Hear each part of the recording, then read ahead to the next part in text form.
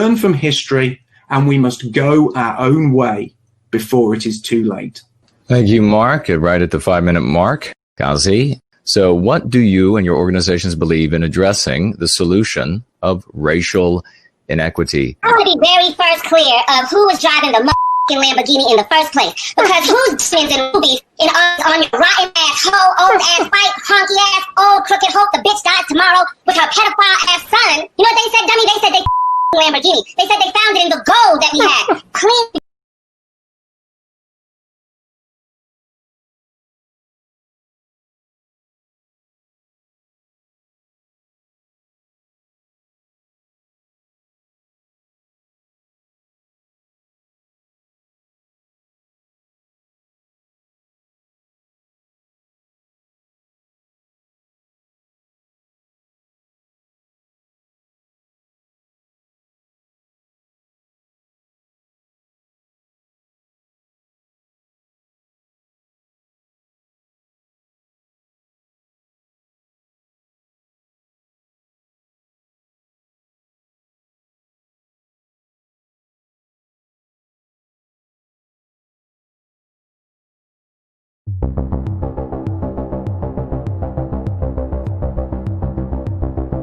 American schools are hotbeds of anti-American brainwashing.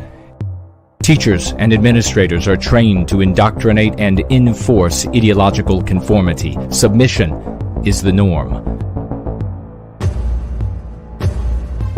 Crucible is the true story of one schoolboy's struggle against society's obsession with an anti-American ideology. This young man refused to surrender to the psychological abuse of his superiors and the violence of his peers.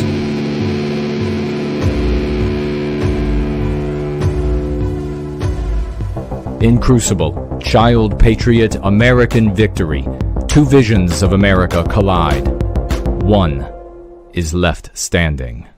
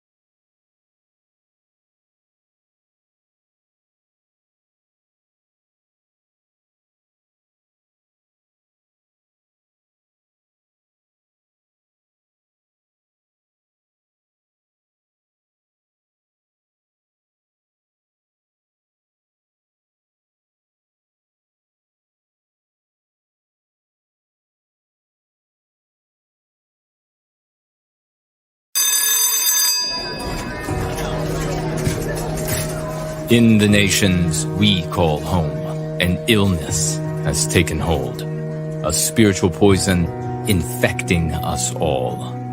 White people, am I right? Damn white people are pissy about racism. A population taught to hate itself and assist in its own demise. When we say we want to kill whitey, we don't really mean we want to kill whitey, we do. Some white people may have to die. I'm confused on why that's so controversial. A people lost in an electronic dream, bereft of meaning and enslaved by guilt. The only way that you should ever actually be in front of a black king is on all fours, and that all black men should know that they are kings. Yes, goddess. You have to give all these brothers boots a kiss if you're really sorry. Go back down, come on. Do as you told, man. Go on, bow back down, man. This is a good white man, man. Right. This is a man that understands. What happens when we no longer care? When we allow ourselves to be dominated by our victimizers? Our most innocent pay the price.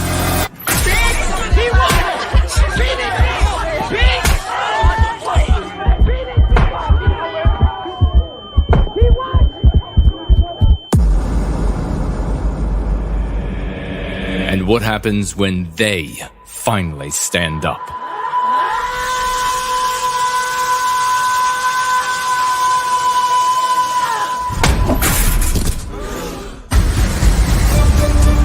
most important story for the 21st century, in a time when we shall re-enter history, when we shall create a new world in our image, and when we shall finally reawaken and become heroes. Crucible, Child Patriot, American Victory by Jason Köhne.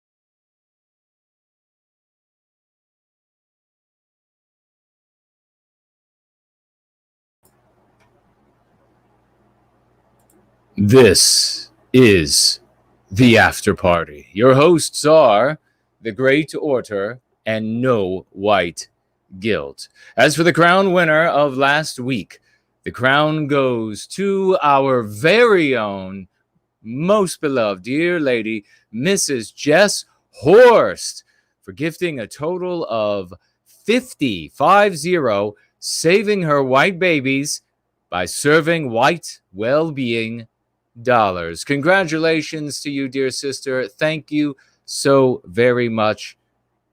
And in second place, we have the one and only Machiavellius Sucks, financially gifting $25. Congratulations to you as well, and thank you. You all can financially gift over on Entropy, which should be up and running at 15%. Where you can also watch the stream and ask and vote on questions, or you can financially gift on Cash App. Jared and I are alone today, but you all know that we evenly share the financial gifts here with our guests when they appear with us here on the After Party. Now, Mr. George and I are going to be hanging out with all of you, checking in and talking about what you want to talk about. And from behind the curtain now, I bring to you, ladies and gentlemen, the one and only Mr. Jared George. The man behind the curtain. The man. Wow. I think you're still behind the curtain because it's quite black where you are. There are many curtains today. There are many curtains. You might have to get to that final one and pull that curtain back so that folks can see you over here. That's funny because I was talking about the man behind the curtain metaphor on Red Ice last week. It's fitting. Oh, that's right. You were indeed. That was a fantastic, folks. If you missed that, make sure you go back and catch Mr. George over on Red Ice because it was a absolutely splendid conversation they had there. And I believe you were there as well. You were on as well. I was, yes. And I believe that they had you on longer than any other guest. It was a fantastic conversation you all had. Yeah. Hang on one sec. Let me see what's going on with the camera. Yes, I'll talk with maybe something's not plugged in properly. Of course, everything was fine right up until we went live. Hold on one sec. Naturally. Well, let me talk to. I see so many wonderful people here. Popcorn Power, the one and only, and the great Slots is with us. Raymond as well. Great to see you, dear brother. Always doing double, triple, quadruple duty. JK160. Great to see you. I think Fornull is here, but I'm not sure. Bartleby is here as well. Neo Atlas is here. What do you all want to talk about? Hello, Jesse. No offense. Great to see you, dear lady. And how are you doing? So is another wonderful woman, Nancy Drew is with us. Wonderful to see you. Alex Simpsons and Comes a Horseman is here. Alleluia is here. I would love to have a job just where I read out the heroes' names from the service to white well-being. That would be you'd be good at that. You could have a career in some kind of announcing job, maybe at a rodeo. I would love it. Well, that's the rodeo of. I'm gonna dip out and come right back in. No my worries. Camera's on. My preview's good. Everything's good. All right. We'll see you when you come back. So it's just us on the after party for right now, ladies and gentlemen. Mr. George will be right back. Technical difficulties as always, but that's what makes this so much more interesting than regular anti-white television. Who's here? Cracker Zach says, "What's up, Jason? All things good. All victories here." Nancy Drew says, "Jason is a great announcer." Well, I'll be great if I get to, thank you very much, if I get to announce all of you all as those who save Western kind. Yonash is here. Evie, CG3, what's going on? Great to see you. Machiavellia sucks. The bill number where they want to move low-income people to our country, I guess you mean county, our areas, that right now is in the Biden plan. And perhaps if I could be provided that by the one and only, I don't know if I'm allowed to say her name, the one and only, Elaine Sabatino is here.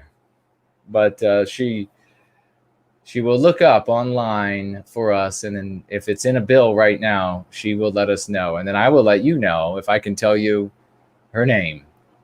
And Aman is here. Great to see you, brother.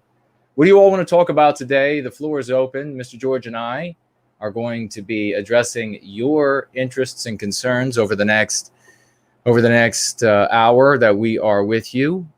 To 7 o'clock, and we have Mr. George back and his camera is working. So yes. Reach out to us, tag us, tag me, tag Mr. George, and remember, depending on the platform you're on, what tag you should use when it comes to me. But make sure you tag us, and of course, the question widget or Tall Kevin widget over on the Entropy platform called Entropy. Art Acrobats is here. You can write your questions or comments or statements in there, and we will address them. And over the course of the next hour. So the hour is yours with Mr. George and No White Guilt, ladies and gentlemen. What is going on? What's on your mind? Mr. George, we'll start with you. Anything going through your mind today with everything going on? I see Coconut just walked into the party too. Hello to you, dear sister. So did Roy Danton. What's on my mind? Music is kicking around in my mind. I listened to a rough mix of my first song just before going on air, and I need to make some tweaks. But it's happening. It's happening. So that's really been occupying my time. So my head is there, which is a nice place to be. I know that we had some news about Laura Towler got confronted by Antifa in Rotherham. She was with her husband, and her and Mark did a stream about that a little earlier tonight. I'm sure people are talking about that, and some of you are aware. So fortunately, nothing too crazy happened. They threatened them, though. There were three of them, three guys, threatened Laura and her new husband. Of course, please congratulate Laura if you haven't already. Recently announced that she was married. And they said they pushed Laura and told her to leave. They wanted the husband alone. And then he stood up to the three of them. And of course, they all just ran away. But I think there were some witnesses and police reports. But don't quote me on that. Definitely go to Laura, go to the source if you want to. But I actually messaged her privately before we know. I can confirm she's okay. Her and her husband are not in any kind of harm. I'm sure they were just a little shaken up. But I think it'll be... Maybe I'm an optimist, but you have to kind of split the difference. Be realistic, be optimistic as needs. But I think more and more average people out there are going to start to see groups like that for what they really are. I think it's getting harder and harder to hide that kind of thing. But we're just in the immediate term, of course, with that situation. Happy to hear that Laura is okay. Yeah. How much do you know about? Or do you know any about injuries, or does anybody else know anything about injuries? They confronted them and ran I don't off. think there were any. But again, I don't want to. I can't speak too authoritatively.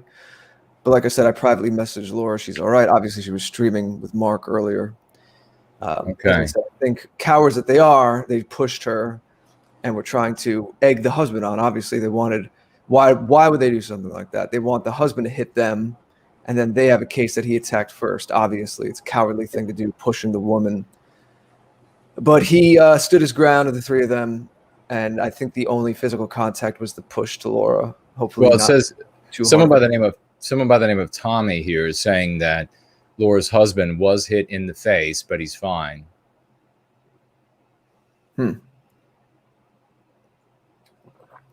I see that. Okay. Yeah, I didn't know that. Evidence violates community guidelines, asking if I'm drinking Grandma Towler's tea. It has not crossed the Atlantic yet, but that is a great initiative by her as well. Did you hear about that? How she would, she was tweeting her favorite Yorkshire tea, and they, of course, disowned her. That tea company had to put out like a public tweet about it. So now she's just making her own tea. But it's not, alas, this is not Grandma Towler's. I'm sure Grandma Towler's would be even more delicious. I can't wait to have some of Grandma Towler's tea. I know she's a wonderful woman and has said some nice things about me, so I'm looking forward to it. She's a fan, yeah. Machiavelli Sucks says he's having a discussion with someone about it. What was that, brother? Was that something you're talking about? Oh, the Biden plan? Yeah, we'll find out if we can. If it's in a bill at the moment, it's the Biden plan, which of course is accessible to everyone and online. So go grab it there, and you'll be able to talk about it confidently with those you are trying to bring over to Going Free. And remember, that's the purpose of all of the conversations. I know that Yiz went into the district today to distribute leaflets, and eager to hear about how she's doing and how that went for her. I anticipated that many of the people at the MAGA rally today in the district would not be of the mind. It would be a bit preoccupied, not really of the mind of having a conversation about Going Free. And so last night I did a roll-in Going Free where I just said, give them the leaflet. If that's what you're doing, you're going into the district, give them a leaflet, tell them how Going Free has affected you, your life, our community, and then hope that they will pull it out of their pocket later in the day when they get home, and then investigate the good work that we are doing here. Good on Yiz for going right into the heart of the kind of people we need to be talking to. Yeah, precisely. Primed to get the full picture on things. Get the fully fleshed out story on things. Right, precisely. Alex Simpson says, anti-white demons Biden and Harris are eager to implement critical anti-white theory once they take office. Well, it's the anti-whiteism, and that's really, Alex, how we should always just refer to all of it, is just, it's just the entire doctrine, anti-whiteism. They'll change the names. I mean, you saw that immediately. They just changed the name of what Trump banned. That's why we have to call it anti-whiteism. So their race theory and all of these sorts of things. But you did well by saying anti-white theory. You also say, and they want to start as early as kindergarten, psychologically and emotionally terrorizing our children. Precisely. Very well stated. And they do that already with the entertainment, which is far more powerful than education, far more powerful than where you are aware, even for a child, that they are being educated. So yeah, thank you for mentioning that. And we talking about getting attacked, and I'm very eager to find out more about. Looks like Althea's here. Great to see you, and heart goes out to you for the loss of your Twitter account. And Patrick is here. I have a tiny bit of social media news. I feel like this happened once before and then it got cleared up. So hopefully it'll get cleared up. Maybe not. Maybe I'm targeted. My Instagram, which is very aesthetic. Please do follow me if you don't already. Yeah, it's really just different things that catch my eye and interests and things I find beautiful or of note, fascinating. It's really, it's not anything I think even the people at Instagram would really find much issue with, most of it, unless maybe they went fishing through older stuff. But apparently I can't like anyone's photos now, that little heart. So I get this error message. I shared it on some of my other social media, like on my Telegram, Twitter. But that's interesting. Yeah, I get a notification saying that there's something about protecting the community. So if this holds true, if it's not a glitch, then apparently me liking a picture of the nice countryside in autumn that you posted on Instagram or something, that's apparently a danger to the community. Doesn't that sound really dangerous, Jason? Yeah, it sounds really dangerous. It's the typical anti-white Bravo Sierra that they're up to. I've shared it's just an endless attack, ladies and gentlemen, on Mr. George and myself. And we share about 5% of all of the attacks on us. Because what's the use? We know the anti-whites are never going to stop anyhow. So what's the use in just pissing and moaning? But it's relentless. It is relentless against us. We have, very quickly, I want to point out that, who was it? Was it Sloths that I just see going by mentioning library working out for you now? You have 200 LBC, I think I saw. I just opened my LBRY, and it says I had I guess the top right corner is where their weird currency is indicated. It has like a little square turned on its edge, and it's two or three different colors or four different colors there. And it says 0.16. So that's what it's showing. And when I tried to upload to LBRY the other day, again, they said I needed 0.1 of that currency, and which I have 0.16.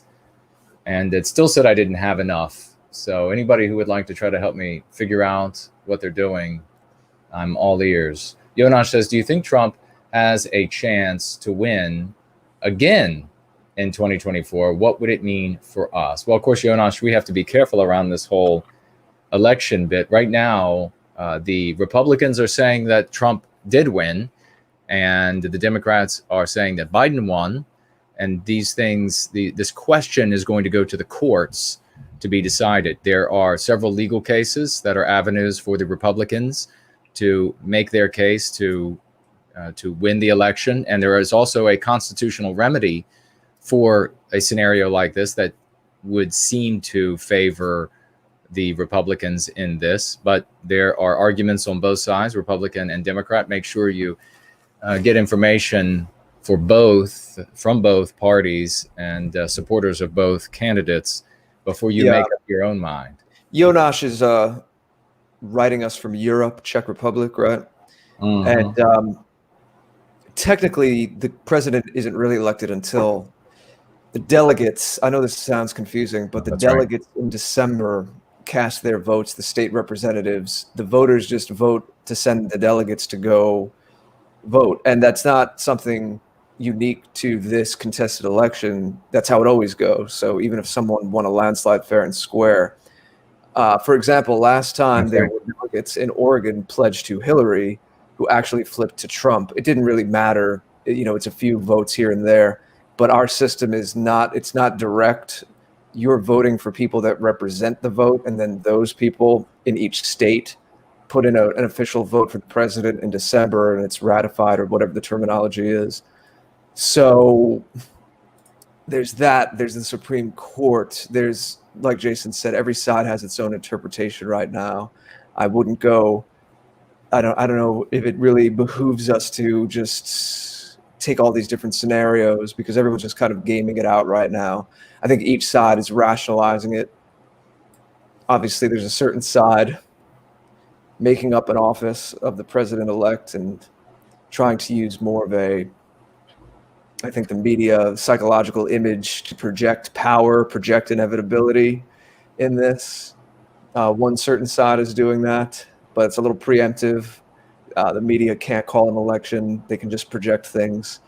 So we're just going to sit tight, wait and see. And I'm doing this, and I recommend this to everybody. I will not have anyone ruin my holiday season. I mean, life is sacred. Every day is sacred, but this is a very special time of year. I love the last few months of the year. There's just a certain feeling, the Halloween through Christmas. We have Thanksgiving coming up here, Jason. I'm sure we're going to be doing some more cozy streams. That's why I'm drinking my tea right now. And I tell you all, don't let any of this stuff going on in the outside world, to whatever extent you can. Still enjoy this beautiful season with your loved ones. We'll be sharing some of that with you all. As I just said, I'm sure Jason will do Thanksgiving. We'll do something around Christmas. We'll be celebrating a lot of stuff, a lot of great things going on. So no one's going to stop me from celebrating Thanksgiving and Christmas. I'll tell you that. No one's going to stop me from enjoying that. Those are some sage words from the great Mr. George, ladies and gentlemen. And make sure you imbibe that wisdom, because the anti-whites want nothing more than to cause this emotional, psychological instability in you. That's so much of everything that's going on right now, is to create this psychological instability and doubt about the future so that they can implement what they want in this country. So we're going to keep living. We're going to keep winning these victories. And one of these victories we already had was that the great dear Lady Carlisle, talk about on the ball. This is from the Biden plan. Democrats will supercharge investment in the Housing Trust Fund to greatly expand the number of affordable housing units on the market, reduce home prices, and create jobs. We commit to providing Section 8 housing support for every eligible family. Of course, that means that the white families are families that are going to be considered less eligible for such a program. And they're going to make energy efficient upgrades to these non-white people's homes. And let's see, it says here, affordable housing units and public housing units to save families money on their energy bills, create jobs, and provide safe and healthy homes.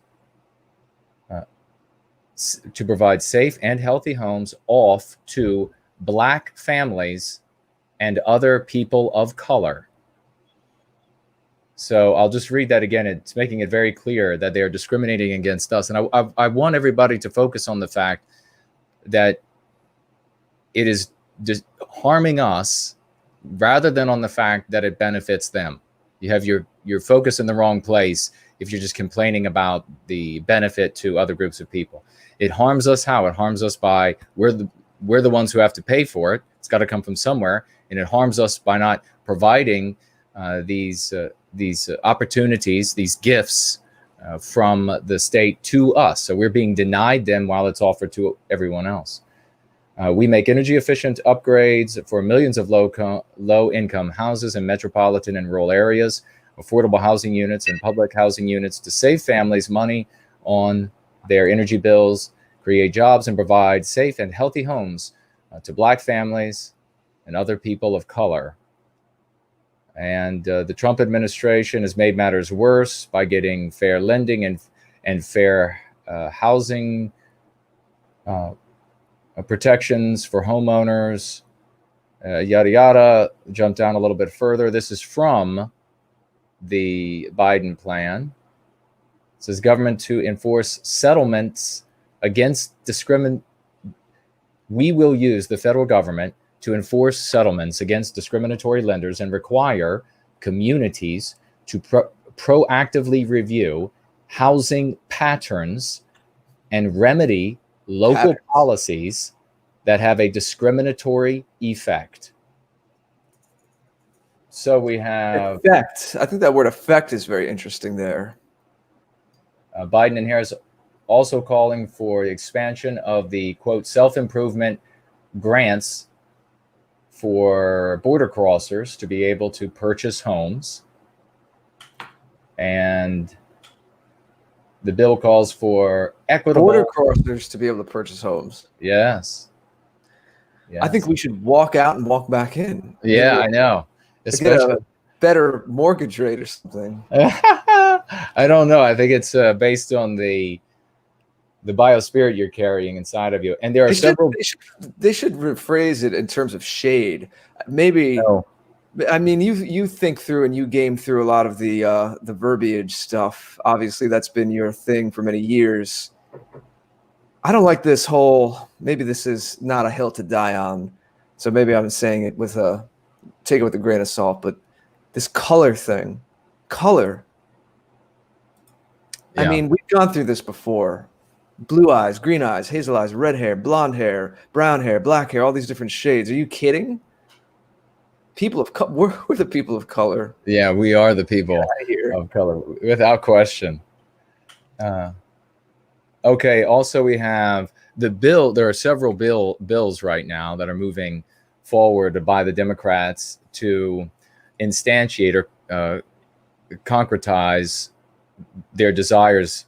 And that is, we have HR 5187, Housing is Infrastructure Act of 2019-2020. The bill authorizes additional funding for various housing-assisted programs, so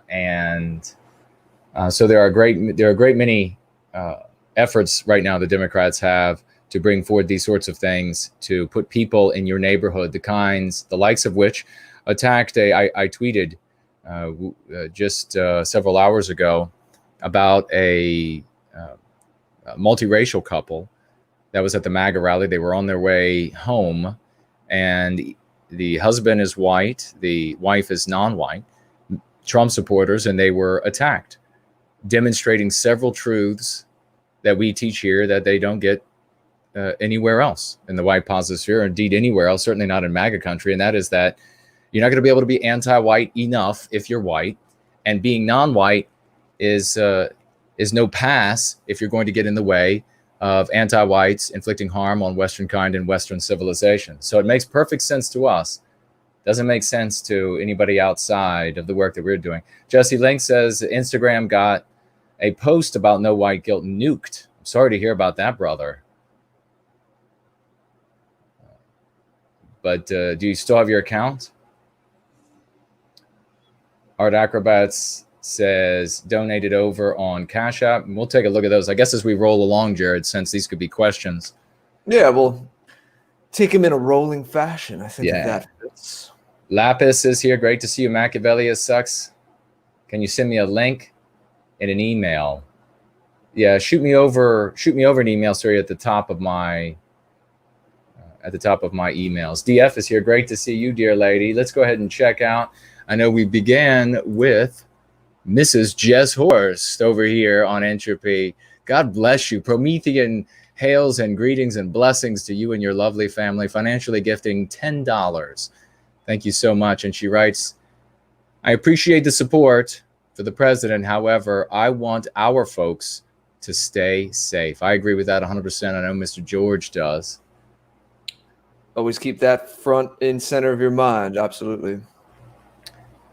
And we have, and I, in my roll in very early this morning, I think around like 4:30 a.m., I mentioned that whatever you do, what ended up happening, and this, of course, interestingly enough, works together with what I was just mentioning about the tweet I made, and that is that the husband, trying to defend his family, he had a Gadsden flag, I think it was, and it was, of course, had a pole on it.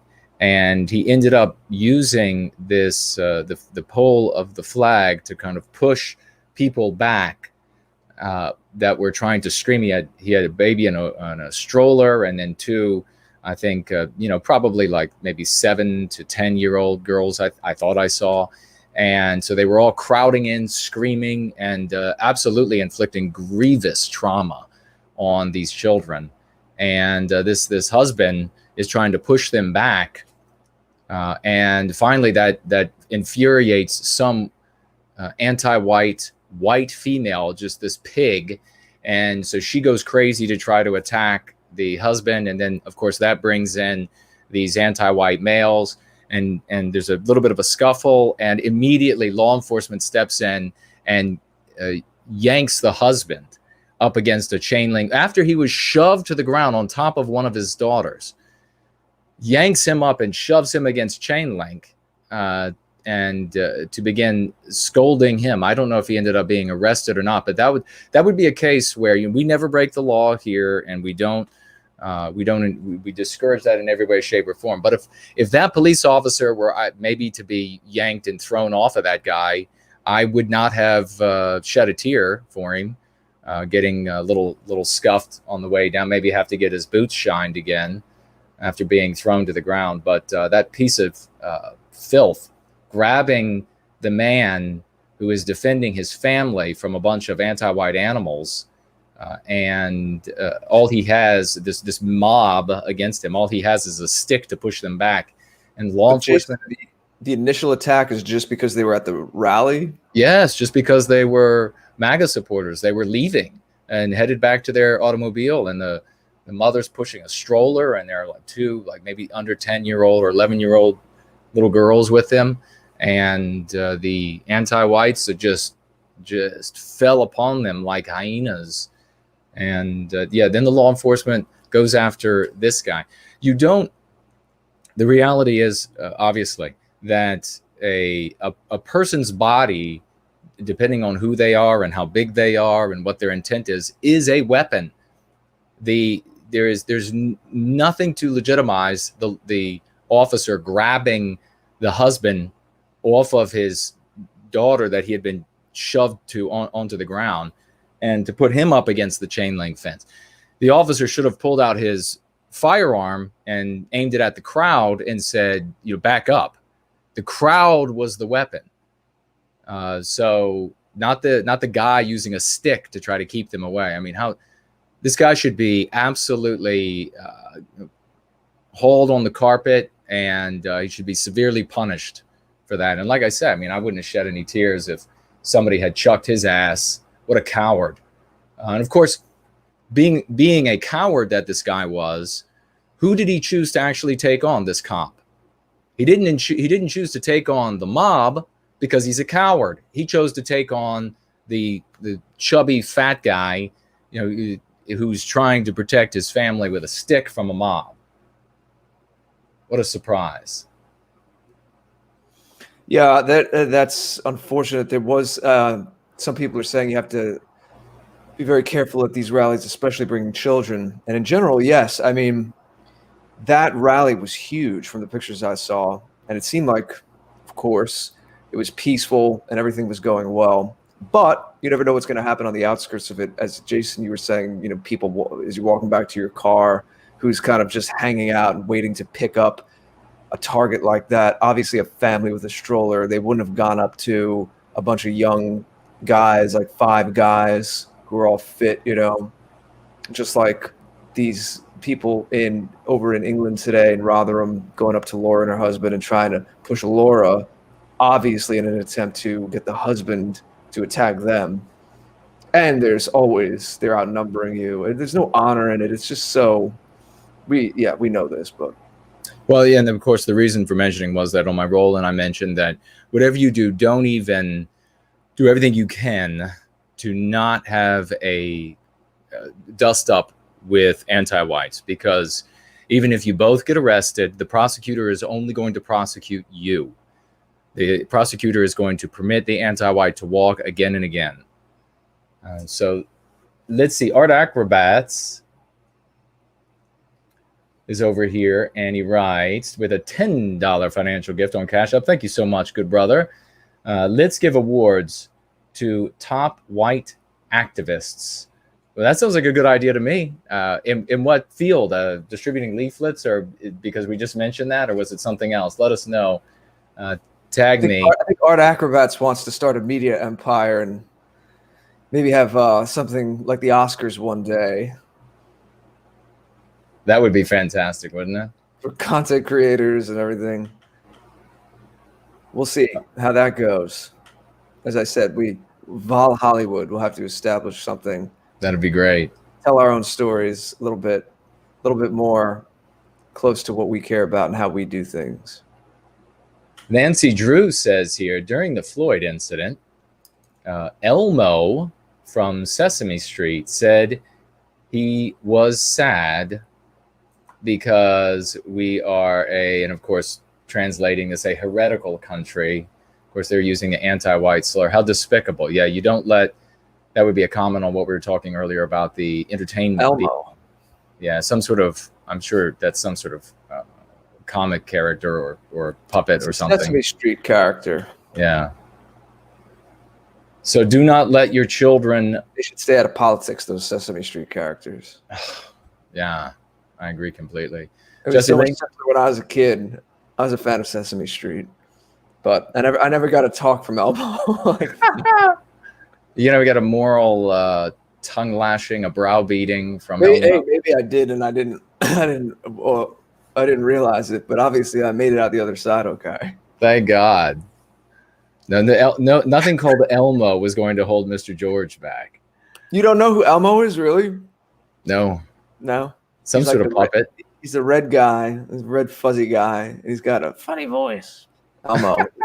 Funny, famous Sesame Street character. All right. Well, we'll have him on. We'll have him as a guest, and maybe next week. We'll convert him. We'll bring him over to Go Free. Jesse Link says, No White Guilt is also, quote, dangerous organization, reposting it tonight. Oh, so they had said, Instagram had said this to you? Okay. Yeah, let us have a look at that. That's, Sloth says, I'm going to send you 100 LBC and see if it helps. And this is the library currency. Do I have to, is there something on LBRY to accept your currencies that I have to do, or when you send it to me, should that number change automatically? Roy says you should at least have 100. So yeah, something is not copacetic if it's not changing. Can you all send the currency between each other, and do you have to accept, and does it just automatically show up? All these places have their own currencies. It's ridiculous. I don't know if this is a good idea. Ultimately, I don't know what they're trying to do. No. But how has been your experience? I call it library. I don't know if that's how you're supposed to read it. LBRY. I have heard other people call it LBRY. Yeah, I've called it library. What's your experience been like that? I've tried to get things up on there a couple times, and it just seemed more trouble than it was worth. Nothing will post for me because it says I need more of that currency, even though I have enough. I think this was before you even needed the currency. I was trying it like a year and a half ago. And it was problematic. Some people love it. And Poseidon, who's good with the tech stuff, hated it. I don't know if he's changed, but he's like, brother, don't do this. We have to get some friends around the fire. Like I said, this holiday season, we're about halfway through. I can't believe halfway through November.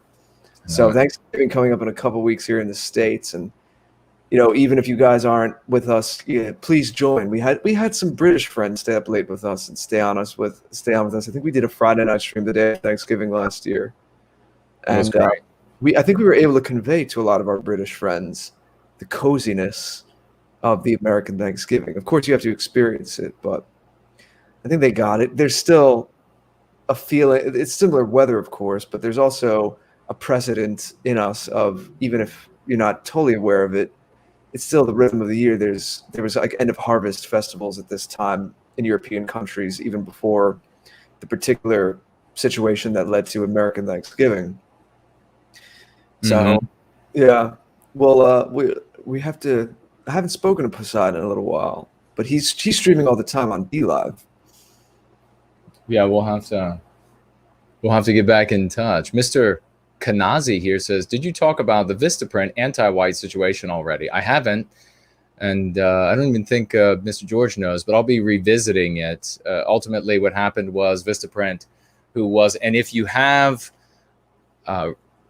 attempted to acquire anything from No White Guilt Collectibles that is, a T-shirt, a mug, anything other than the books, really, all of that is on hold right now because I have to find another company to do all of this. Vistaprint reached out to me and said that they object to the phrase "no white guilt," that they indeed want white people to have white guilt.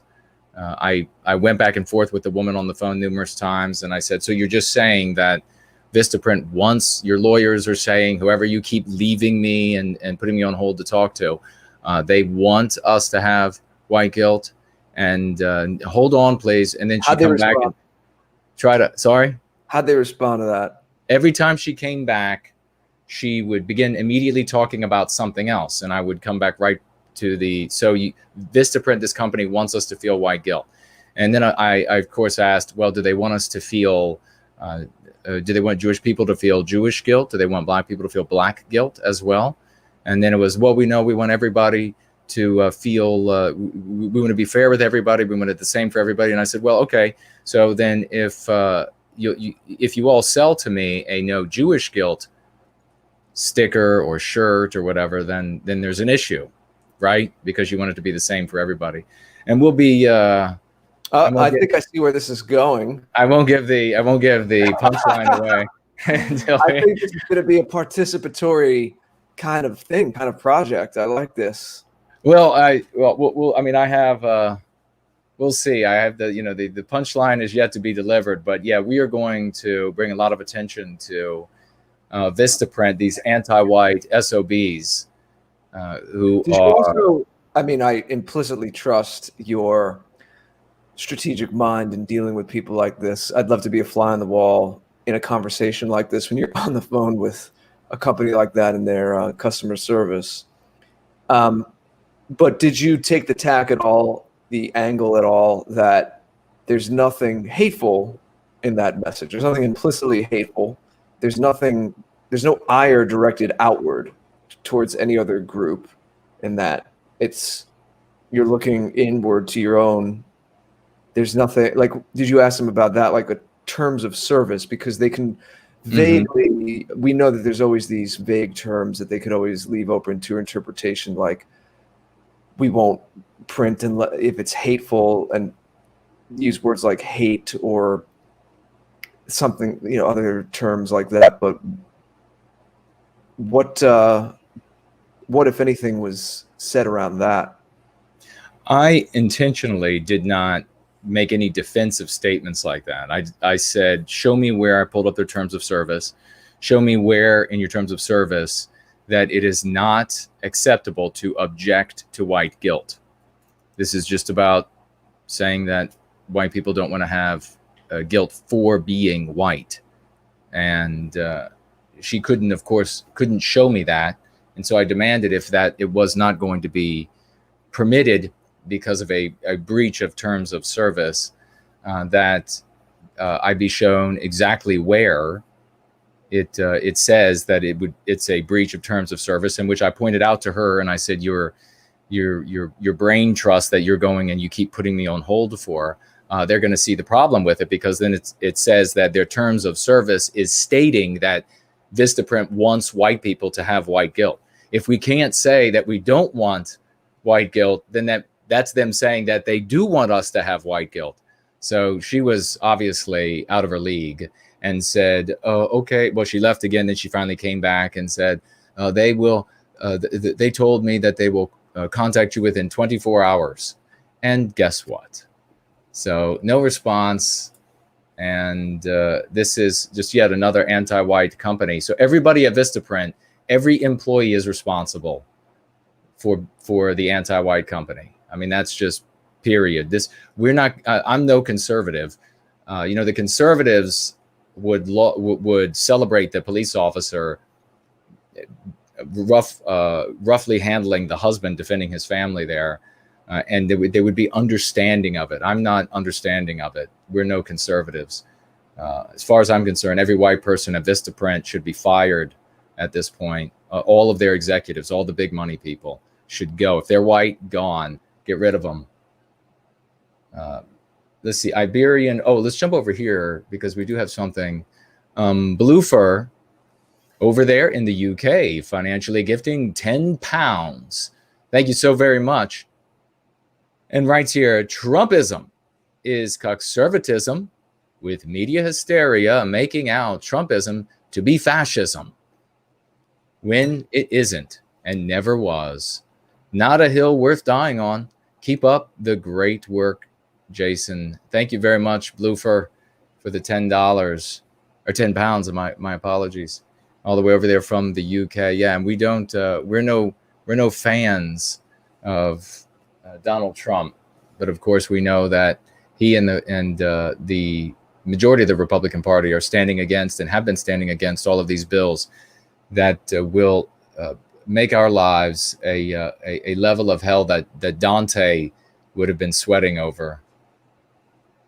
Let's see. We also have Blufer asking us a question here, Mr. George. Thoughts on the term wig, and I'm going to put a space here for the purpose of the AI listening, nat. So thoughts on that term, often used by Nick Fuentes and some others. Thanks. Do you have any thoughts on that term, Jared? I can't really say I do. I mean, I know what it refers to, but I don't know if it's used in a totally derogatory way. I don't really. I'm going to pass on this one. Yeah, I don't exactly know what he is meaning by. I don't watch Nick. I have clips sent to me occasionally, but I don't know exactly what he's meaning by that term. If those are the folks that are portraying and acting as the villain in the anti-white narrative, then that we object to that wholeheartedly. Do not be the villain in the anti-white narrative. Iberian Writer says, who is a Westman and who is not? It's usually clear, but in some cases it's hard to tell. I'm thinking about Armenians, for example, or people with a little non-white blood. The easy answer for this is we don't have to decide, because time and conflict will decide. Those who are Westmen will be persecuted, and they won't be able to take the anti-white side and be accepted as non-white. So we will continue to serve white well-being, strive to recapture our destiny, and all good people, irrespective of their race, or if they have a little bit of non-white blood or 100% non-white blood or what have you, the chips will fall where time and conflict will ensure they fall. This is one of these non-starter questions, Iberian Writer, and whatever you do, don't begin to labor yourself with the question, because it never ends. It's like trying to decide where green ends and blue begins. The moment you think, or you want to say, well, this group of Westmen are both they're absolutely Westmen, the very next moment you can begin to parse them out. So the spirit of the West, his hands cannot be restrained, and it will work out the way that time and conflict and our great biospirit desires it to work out. Thank you for the question, though, especially for those who are still unsure out there. Jared, I don't know if you had anything you wanted to add to that. Yeah, I mean, in practical terms, what you say, you have the right approach, because a lot of people, they use these academic questions, and I'm not saying that the person who asked it, Iberian something, forgive me for, I don't remember the rest of it, Iberian Husky maybe? Iberian Rider. A lot of people will get very academic, and they'll try to throw these darts at you and use things like that to make you feel like you're off balance.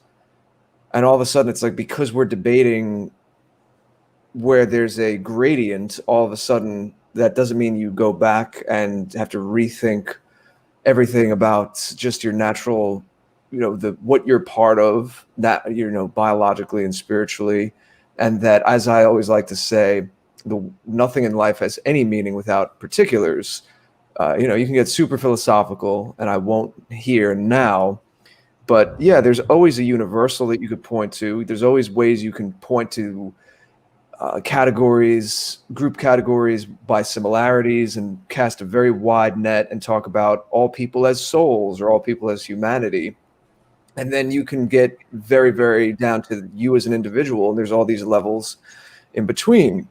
And my thing, speaking only for myself, is that I got into this just because I saw a great deal of imbalance in the world. And I didn't want to swing the pendulum to another extreme and just get us imbalanced in another way. I wanted to try to do my bit to bring a little more balance and harmony to things. So it's, for example, in what we're doing, because we've been faced with this in such a cogent way, in such a pointed way, it's so in your face, is that, yeah, of course it means something to be of European descent, and it's a beautiful thing, and there's no reason to disown that, certainly, and there's no reason to be attacked on that. If we're being attacked on that front, we have to respond on that front. So all that to say, Jason's approach is very wise. People will try to get this eggheadish approach. And again, there's a time and a place for highfalutin conversation, and some of you that know me know that I like that, but hopefully I try to do it in the right context. If you do want to get more academic, read some of Ricardo Duchesne, who, I like to recommend some of his stuff. I really enjoyed 2 of his books, and in particular, Faustian Man in a Multicultural Age talks a little about this. Yeah, of course, there's a gradient as you go more east into the Near East or into parts of Russia. There's different types of ethnicities, and there's an overlap where Europe ends and then more Asiatic cultures begin. That doesn't really change the fact that there's such a thing as Western people and Western civilization. Your question is, who's a Westman? It's almost like it's not like, I know there might be practical implications, but the work I'm doing I'm not starting a club. I'm just, again, I'm trying to do my bit to bring balance into the world. And there's always going to be a gradient. Like, maybe your question's in good faith. Again, I'm not saying that the question's not in good faith.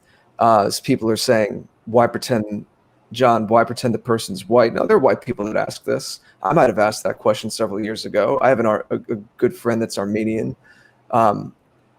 Would you ask it, though, or would you be asked of it? Maybe someone's asking you this question. Maybe the person who asked it is white, and they feel challenged by it, by someone in their life posed a question to them. I would say to your interlocutor, would you ask an Asian person, well, as you go further west through Mongolia and you start to get into Russia, they start to look a little like half white, and like, where does Asia end and Europe begin? You wouldn't put it to an Asian person, be like, is there such a thing as being Asian? Because there's a gradient kind of in the middle of wherever it may be, in the middle of Russia, like I said. Look at how big Russia is, and it borders China and Mongolia. There's all kinds of interesting ethnicities and overlaps in that part of the world. So you want to look at a place like that and say, well, does it not mean anything to be Asian because that exists? So if it's a person putting it to you like that, always just reframe it. And then, as Jason always tells you, expose the fact that if a person's putting it to you like that, they're ultimately trying to get you to an anti-white conclusion. And that is what you need to get to the heart of. But I feel like I've probably said enough. I thought I was going to have a short response and kind of went off a little on that. But if you can get faith and want an academic approach and you're just interested, then check out Ricardo Duchesne, Faustian Man in a Multicultural Age, because he does point to that fact that there's gradients, and not only geographical gradients, but we also went out to the world, sailed ships around the world. We're very outgoing people, exploratory people. And so that's kind of this, particularly for us, this unique conundrum a little bit, in that our very exploratory nature and our very diffuse nature makes us harder to pin down, but that very fact that we are more far-flung is an essential part of our general characteristic. So you have to be, that's kind of a knot that you have to untie, or other people are going to use that against you. And precisely, it's apropos. And there's also this, I'll just tack on and be done with that question, this puerility that you see in a lot of people, that they think that, well, if you are going to include this person or this group of people, then, well, you've just destroyed whatever they see as white or Western or what.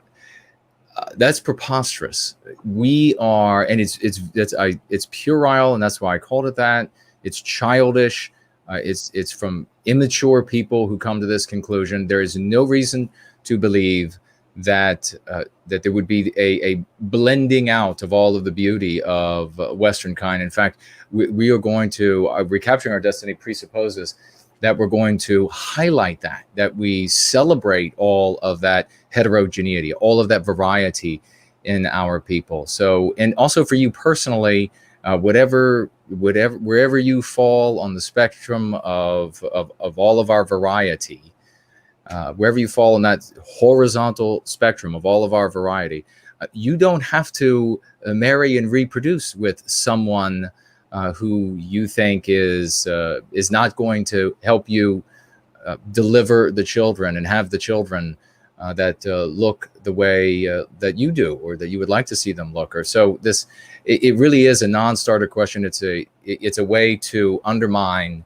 service to white well-being and the strength of the community. This sectarianizing is detrimental. So it's a form of road blocking and virtue trapping as well. So thank you very much. And Richard Wagner came in and did clear up.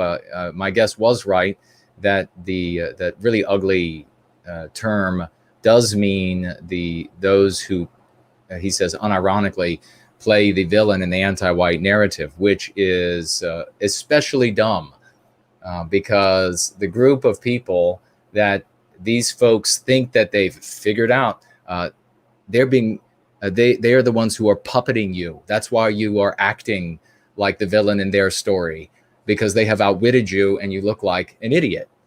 So thank you. He particularly asked what we think of the term, though. I wonder, he didn't ask what we think of wig nats. He asked, what do you think of the term wig nat? So Right. that's what I can't really speak to. I figured that, that I know what it was referring to, but I don't know if it's a term they take on themselves. Do they call themselves wig nats, or is it purely a derogatory term? Probably. People outside of it put on them. I'm not sure, but we were asked about the term, what we think of the term. And so that's why I said I have no feeling, I have no opinion on the term. It's like, it's just the word that's used online to describe them. I don't really, unless you give me more context, I can't comment on the term. You could call them that, you could call them butterfly, the butterfly club. It's like whatever the term is that sticks. Right, precisely. Looks like Roy has supplied me with a link to unlock my tips. I did find before I even saw that where you all had indeed sent, looks like, tips to my account so that I would have that weird currency to be able to upload videos, and I'll look into unlocking them so that I can use them for the purpose of uploading. Hailstorm says Althea Wolf takes commissions on what is this? Is this some sort of other platform? I don't know what platforms those are. Maybe you wrote something earlier that I'm missing and speaking to. Let me kind of scroll through here. Not sure, my friend.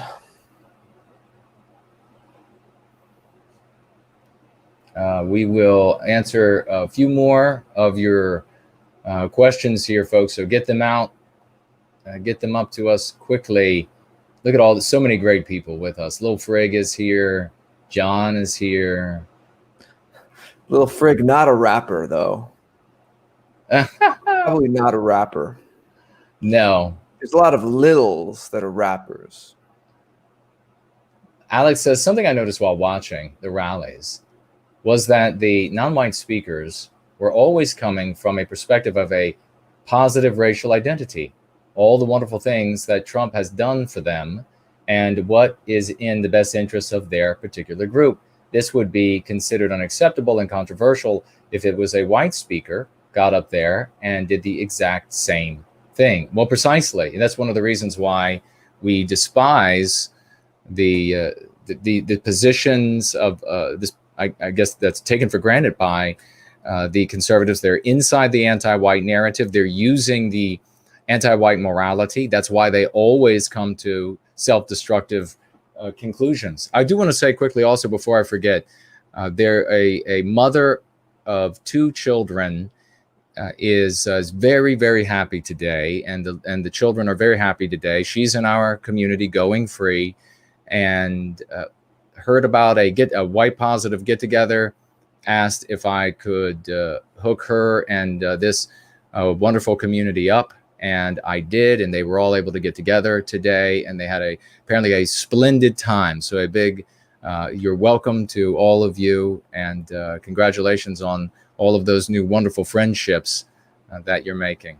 Alex also says, and the future of conservatism, the Republican Party, is multiracial civic nationalism. Well, abstractionism, it always has been. I mean, it's not going to come away and be anything other than abstractionism.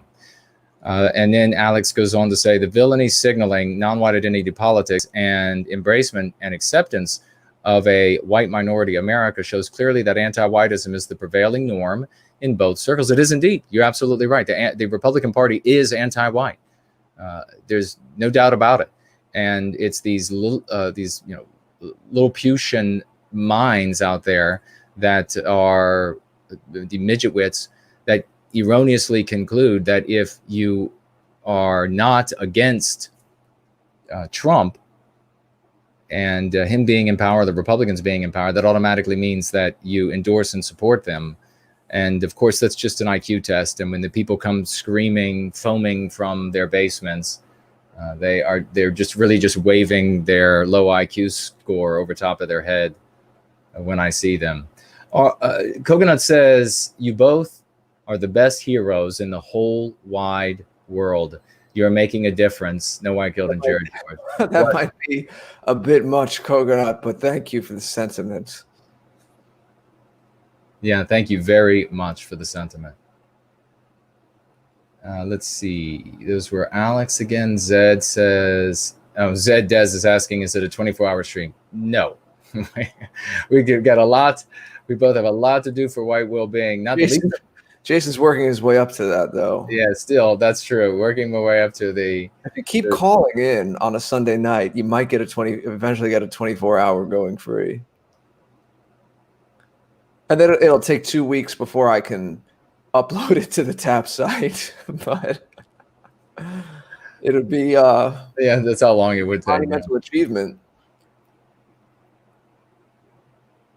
All right, let me flip around here, Mr. George, and see what we have.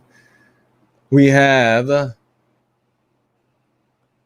Yonash asking, how will the rise of China and its current Cold War with the U.S. affect the West and our cause? It's a complex question. All countries are operating in the jungle, the law of the jungle, the real world. And they are always power positioning themselves relative to each other so that they can could be the one in power and, of course, over the others. There is never a moment when countries are really friends or anything of this nature. This is just the sort of childishness that they anthropomorphize things that are well beyond their comprehension. I mean, you saw the current, I guess what she's calling herself, vice president-elect. You saw her do the same thing with foreign policies in the discussion of foreign policy, saying that it's just like having friends. And some friends, when you have enemies, you keep an eye on them. And no, it's not like that at all. China is, of course, a serious issue for the United States. And it is in China's interest to meddle, as it is in every country's interest, to meddle in all of the other countries' activities. And so any individual country is endeavoring to elevate itself relative to the others, and that can be done in two ways.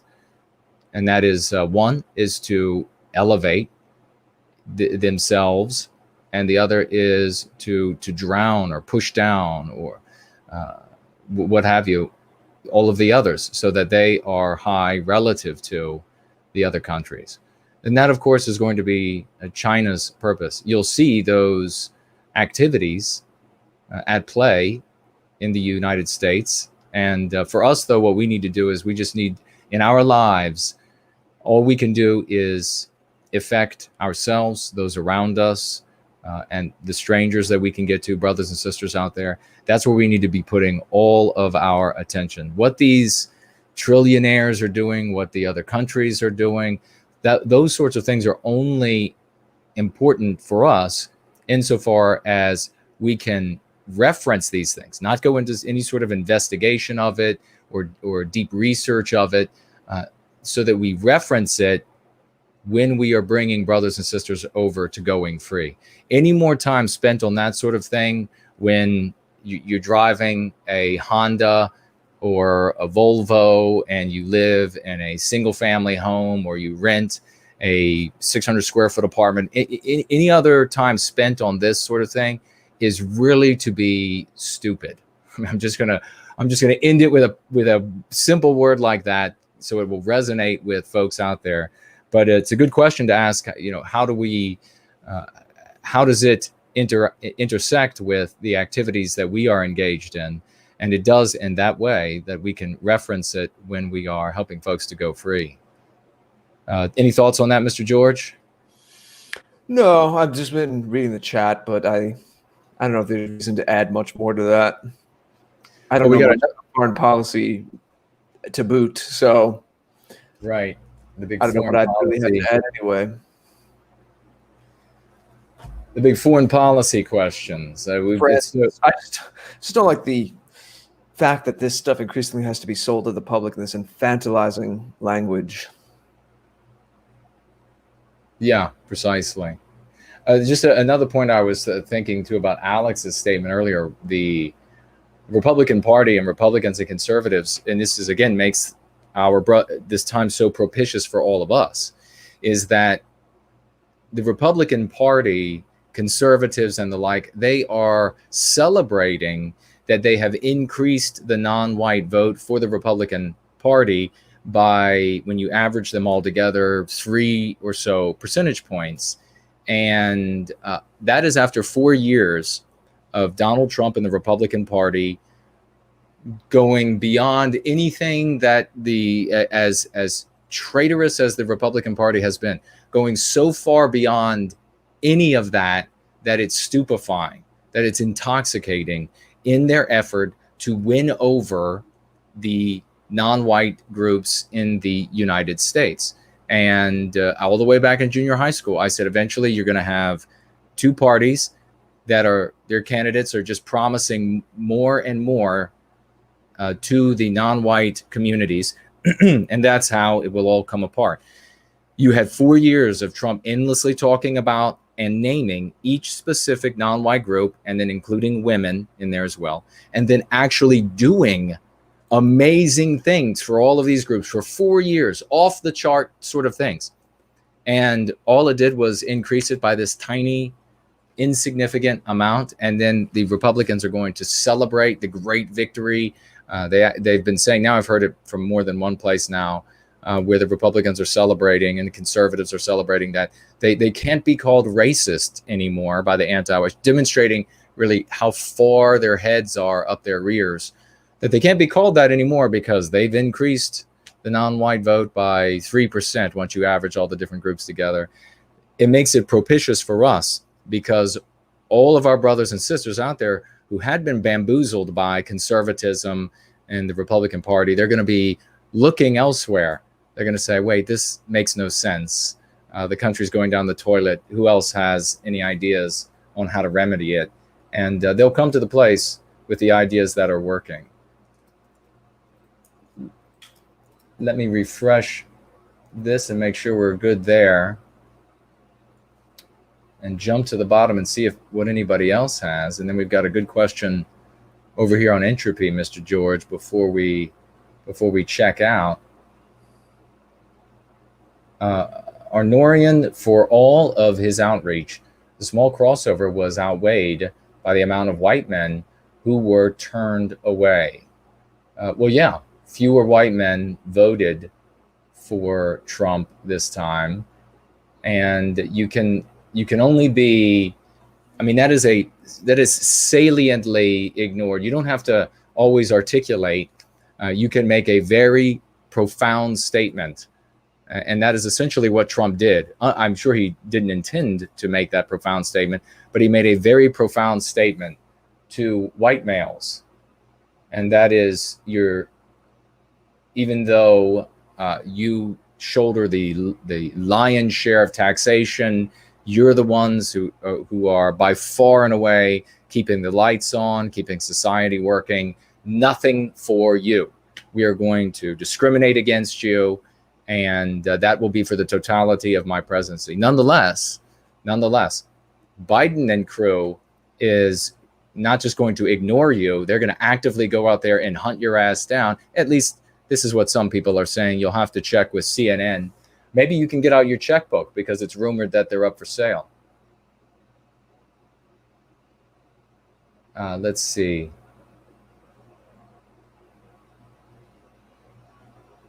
Just throwing this out there, writes New America. According to Pew, apparently the majority of adults, regardless of race, don't want to live in a white minority in the USA. It would be bad for everyone. That's why the real battle for all people of all races and backgrounds is against anti-whiteism. They're going to call themselves progressives. They're going to call themselves liberals. They'll call themselves Antifa. They'll call themselves, look in the mirror when I say this, Matter Lives Black.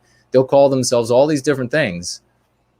And it doesn't matter. They're all anti-white. And if that anti-whiteism isn't destroyed by all the good people in the United States, it will destroy the United States, and everyone will suffer as a consequence. Okay, we're blank over there, Mr. George. We have this question from Michelle, and thank you so very much. I think this is the first time seeing you, dear lady. She writes, what do you two believe the landscape and we'll say the white positive sphere scene will be like under Biden and Harris, both in the U.S. and the West writ large? Mr. George. Well, Jason has a going free stream on all the bills, so you probably want to look at that. I think we need to focus on the fact that we're not there at this point, so that's not our reality. I'm focusing on somehow that not being our reality, but it wouldn't be good. We'd have a lot more against us, a lot more hurdles to overcome. But Jason, like I said, you're the one who you did a special on all the bills and things. So since Michelle was so kind to put in that question, maybe you can give her a recap. Yeah, absolutely.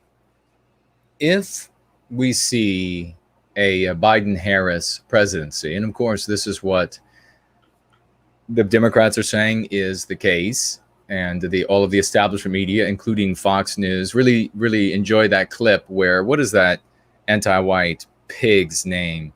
Martha something or other on Fox News, where when the representative of the Trump campaign was talking about their challenges to the results in some of these states and counties, she had a hot mic moment where she said, what is she saying? We called it here, as though the media get to decide who the president is. There are 5 people, I understand, roughly 5, who own just about all of the media in the United States. And these sorts of things, I would not be, if the Republican Party were suddenly possessed by some of the heroes of the United States from the past, then I wouldn't be surprised to see those men brought up on high crimes and misdemeanors and treated appropriately. I doubt the Republican Party will be thus possessed, but it would be something to watch. Under Biden and Harris, you can go back and you can see all of the different bills, the acts, the treaties, and the like that Biden, Harris, the Democratic Party at large, that they have been pushing for some time. And there is a record number of them that speak directly to the victimization of the white race. Now, of course, when they speak directly to it, they do it in 2 ways. That is all of the special treatment and special privileges, preferential treatment that they're going to afford to non-white people at the expense of white people. So the empowerment, enrichment, and advancement of non-white people at the expense of, detriment to, and ruination of Western kind, and therefore you, if you are a member of Western kind. And then the other side of this is the specific targeting for anyone who has or wields a heretical opinion to anti-whiteism. So disagree with anti-whiteism, you are going to end up on the list. The Democrats are talking about making lists already. They're talking about truth and reconciliation more than just words. There is an actual bill about that would create this new brand, or this new part of government, a new office for the executing of the decisions relative to equity and whether or not there is equity. And they define that as discrimination against Western kind so as to end up at an outcome that is the same for everyone. But it's, of course, not going to be the same for everyone. These are what we refer to as the myths of pretexts, the moralization, intellectualization, and sentimentalization of the objective that anti-whites have to victimize Western kind and Western civilization. We see, indeed, that it's all about victimizing us, and it has fortunately become, with their hegemony that the anti-whites wield, increasingly blatant. What will happen specifically with them is that these, depending on what happens with the Senate, there's the runoff race taking place in Georgia. Those two senators need to be Republican. If they are not Republican, then that will mean that the Democrats will have the White House, the Senate, and the House. And that then these bills, there'll be nothing to stop them. They will become law right away. And many of the things that Biden can do, he can do with presidential decree. And there will be precious few ways by which they can knock these things down. Certainly they won't be able to knock them down as laws, especially when you see right now, and of course this is just being claimed, you'll have to look into it for yourself, where every attempt by judges now, lawyers representing the GOP and the Trump campaign and the like, that they are claiming, look into this for yourselves, we're not claiming it. The other Democrats, of course, are saying it's not true. These people are claiming that they are receiving death threats and worse than death threats, torture threats before death to them, their family members, their clients. And you've seen, and this is something that has been reported, law firms quitting and no longer working for the Trump campaign. And of course, they're saying that this is because of the threats, but I'm sure they're just all big liars. You'll have to ask CNN.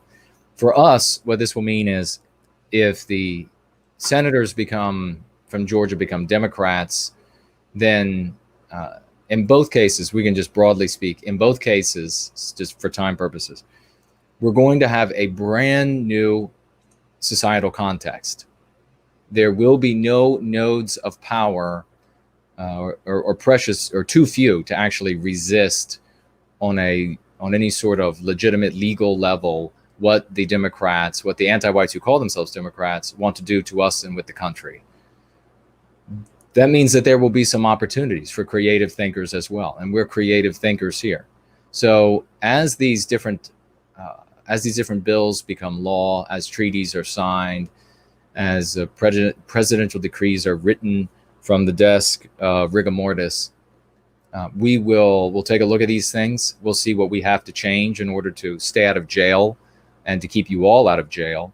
And we will look for opportunities for ourselves to continue our service to white well-being.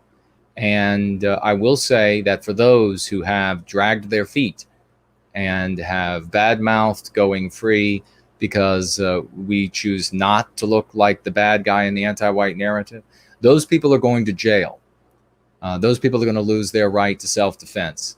Even if you have two Republican senators from Georgia, the Democrats are going to really be able to move forward with much of their agenda. So they are really going to come for those who continue and stupidly to play the bad guy in the anti-white narrative.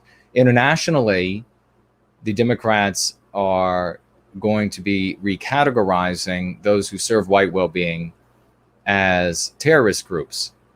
And that will mean that the international dark arts of organizations like the CIA will be able to be used on those groups and those individuals abroad, the same way that they're used on Al-Qaeda and those sorts of entities. So there then will be also a great challenge and a great societal shift and opportunities for us as well. But the opportunities, no one make any mistakes. We are not at the point where we have enough people who have taken up the lexicon and dialectics of going free, so that when a sudden supreme pressure is exerted on us, that there will suddenly appear an oppositional pole to what's happening. We're nowhere close to that yet. What it will do is it will provide a great many propitious opportunities to spread going free to our brothers and sisters. We have to do this work. There are a lot of people who are cowards and they want an invisible army to do this for them. There are a lot of people who think that they're just going to take up some sort of weapon and suddenly there'll be this giant revolution, violent revolution or something. There'll be no such thing. Those people will go to jail. They'll lose their right to self-defense. And the police, just as the police always do, they always obey orders, no matter how good or bad the individuals are. They'll come to these people's homes and they'll take their weapons from them. And that will be the end of that in the United States. So one of the main opportunities, Michelle, is going to be that as our brothers and sisters out there see society deteriorating around them, they will be very open to the opportunities provided them by going free. Then we can actually recapture our destiny. That's what we're looking ultimately to do. And we want it to be as peaceful as possible. Incidentally, even if the Republicans have their way and Trump remains in the White House, unless Trump is suddenly going to become Andrew Jackson, which I think unlikely, unless he's suddenly going to become Andrew Jackson, we are still going to have to be as dedicated and as fanatical to get going free to all of our brothers and sisters. It will give us 4 years to do so.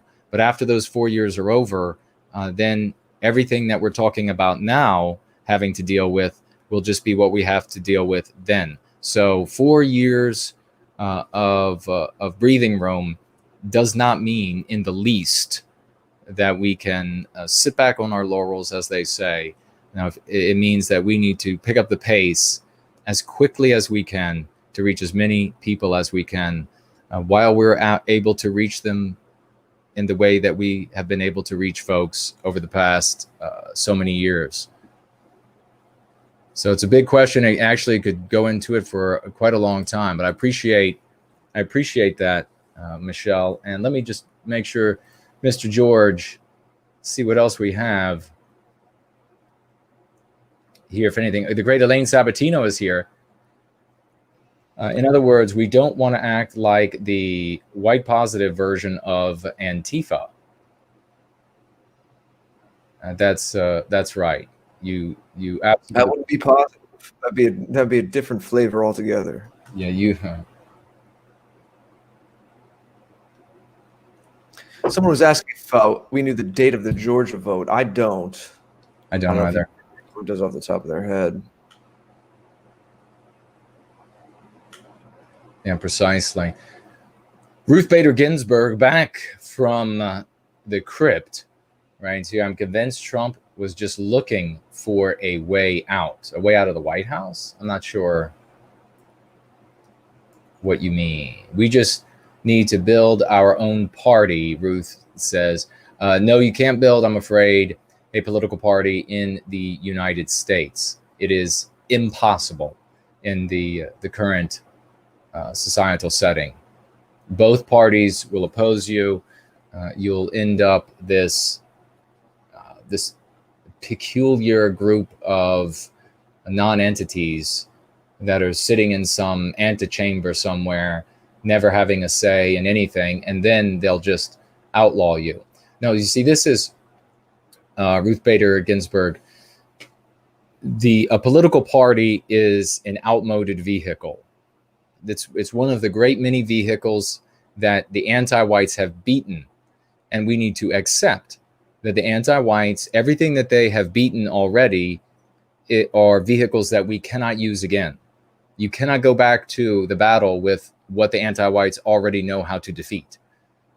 And so I know it seems like it's got to happen that way because in the past there have been political parties and they've done well, or I see political parties do well today, or it's simply not the case. The anti-whites wage psychological warfare on us at the deepest level, and so we need the psychological defense of going free.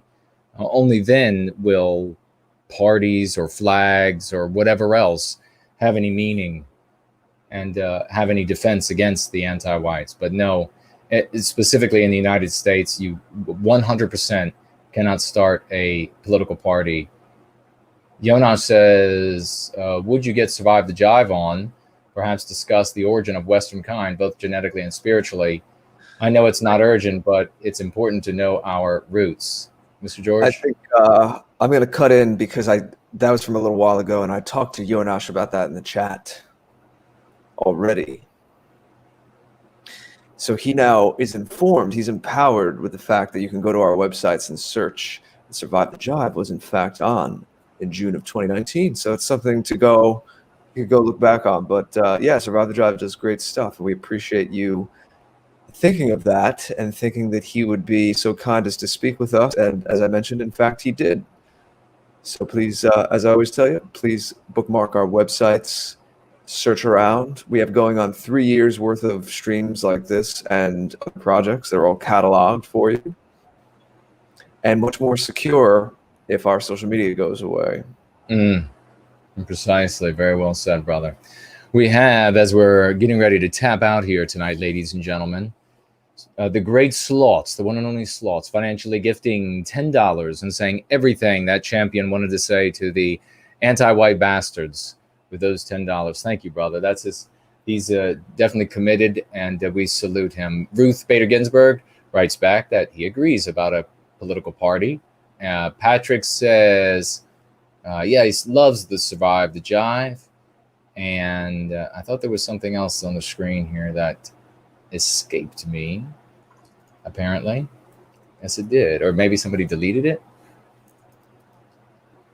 But, oh, yeah, I think it was a question about, will things be harder for those in the white positive sphere if Biden assumes the presidency, which, according to the Democrats, he will. And according to the Democrats, Joe Biden is the legitimate president-elect. I hope I said that with enough clarity so that our big sister AI heard every word of it. And if he does, things are going to be the question of harder or we really should look at it in a sense of there will be new challenges and there will be new opportunities. And we will make the most of those opportunities and do everything we can to sidestep the new challenges they put in place. But without question, it's going to be a place that where they make it definitely a more of a challenge to be able to reach people and make it illegal, where even to have a heretical point of view once it goes long. I mean, this guy's talking about immediately making every non-citizen into a citizen. You know, when we say non-citizen, we're meaning all of these astrophysicists and the rest that are in the country. That, of course, would immediately put an end to, it would make it a one-party country. And then there are other steps that they want to take would make it one party, DC and Puerto Rico and the States. Ginsburg says, my heart is shredded and I'm at a loss, but I will keep my chin up and soldier on. But it's the wake up we need. Yeah, precisely. You need to get out there, help first of all, yourself go free.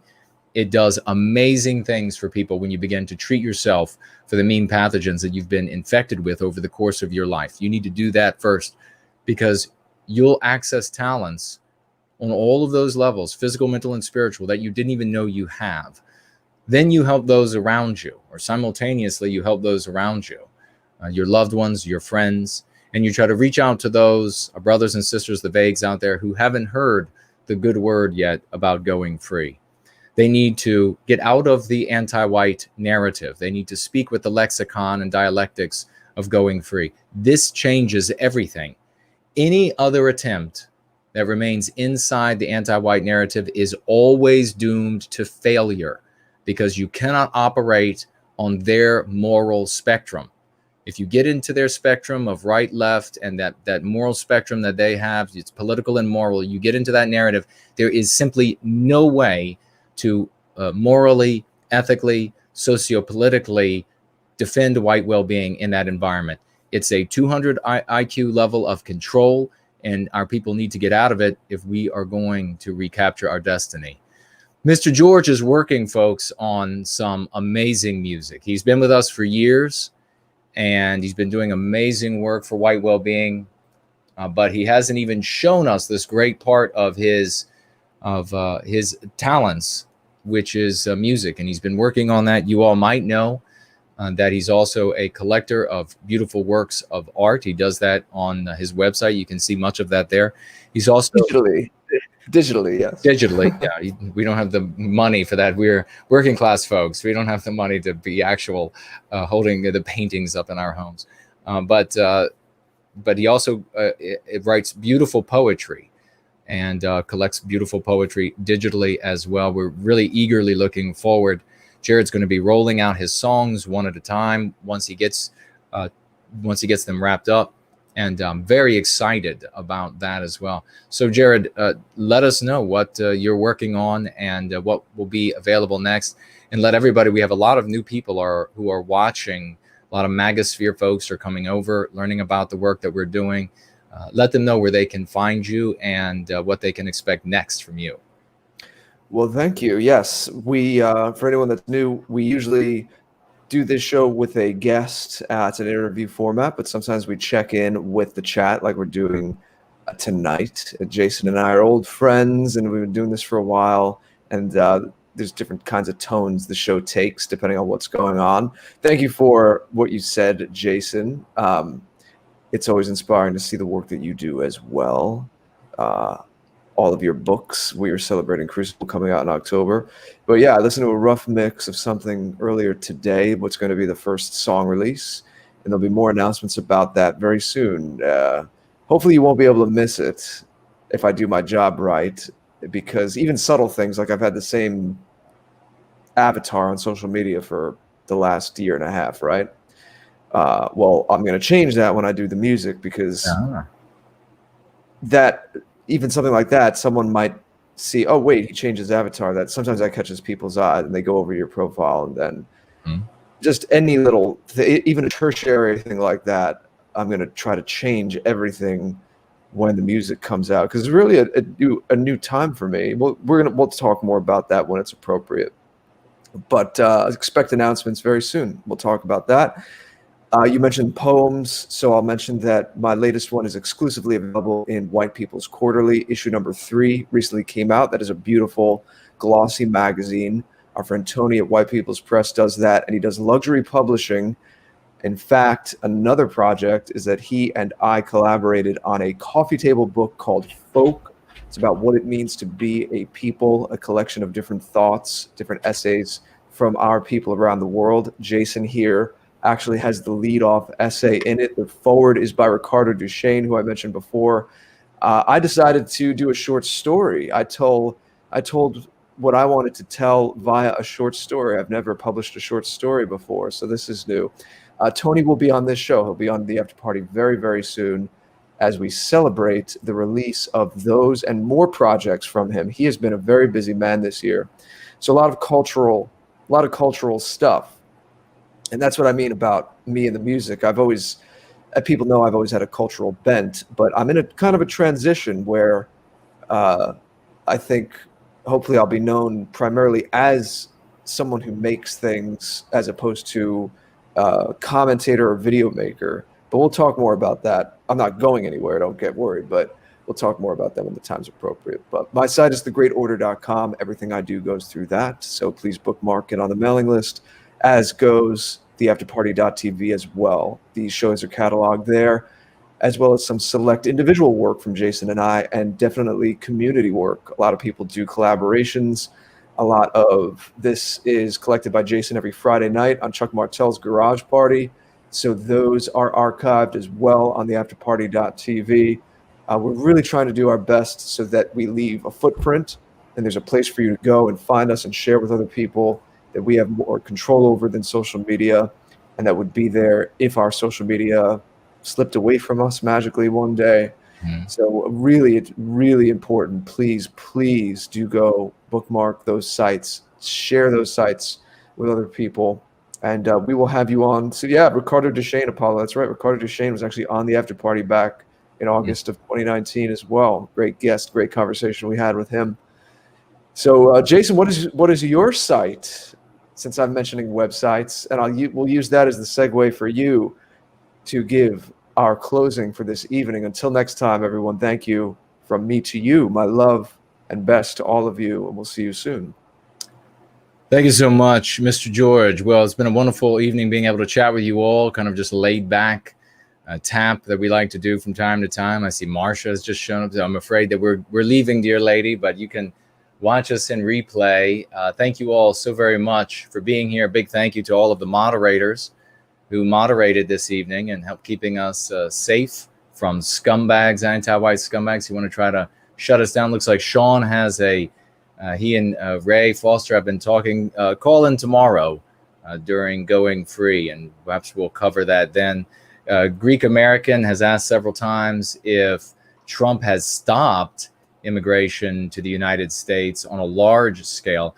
Well, according to the data, he has dramatically reduced, but on a large scale, I don't see any data that shows that on a large scale he has reduced immigration. But he has reduced immigration, and I don't know what he would do in a second term if he had it. Maybe he would go even further than the first term. But you can find me again.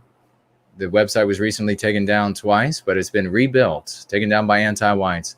NoWhiteGuilt.org, NoWhiteGuilt.org, and of course the AfterParty.tv, as Mr. George pointed out, is where you'll be able to find all of our great works and that we continue to make. And you'll always be able to find us there or on one of our individual websites. But I think we have covered everywhere. Let me just give a quick check here, Mr. George, and make sure I didn't miss any financial gifts. We never like to do that. Nope, looks good. All right, folks. I have a funny comment from Jesse Link too. What's that? That I'm the Duke of the North and you're the King of the South. And see, we have united, we've healed some of the old rivalries in the United States, the regional rivalries. See that? Thank you, Jesse Link, for pointing that out. Yes, thank you so very much. We have reunited. Looks like we do have. Who just wrote that? That's actually great. I saw that too, Jared. That was fantastic when I saw that. Zed says, you didn't get my Entropy Super Chat. When did you send it? And did you send it to the Entropy No White Guilt? Real quick, we'll look for your response there. Because if you didn't, then if you sent it to the other discipline with NWG, I can open that to see if it has shown up there. But as that opens, if you could get back to me and let me know. At the very worst case scenario, yeah, we'll read it and address it next time, which will be soon. Precisely. In about a week, probably next Friday or Saturday, we'll be on as well. No, it's not over there. So it doesn't. It's not showing up here either. There's only the two that are here. If it does show up after the show is complete, Jared is absolutely right. We will read it next time, which just means that you'll have to come back. But he says, oh, sorry, I guess it didn't go through. We'll keep an eye open. And nonetheless, we thank you all. It's a fantastic time. It is a stressful time, but you all need to keep your head up. You need to stay level-headed. And remember that there are duties that we can engage in. There are acts that we can engage in. There are lives that we can save. There is a better you inside of you. Going free is a practice that will make you better than you are in every conceivable way. It's doing that for many thousands of people at this point. The testimonials that come through are so gratifying, are so miraculous, really, in so many ways, because we are finally able to reach enough people that what has been besmirched in so many different ways for so long, ignored by so many different individuals for so long, is finally getting the credibility and the respect it deserves. You can dig in, you can work on yourself. Working on yourself and saving those around you is not in any way, shape, or form something that is too small relative to the great moment in time that we have found ourselves. No, indeed, that is the actual substance and work. Everything else that is happening at these other levels, the court level, all of this, the politics, the courts, the laws, whatever it might be, they all take place inside of a narrative called the anti-white narrative. We are changing that narrative. When that changes, all things work to our favor. And with that, I love you all, and I look forward to seeing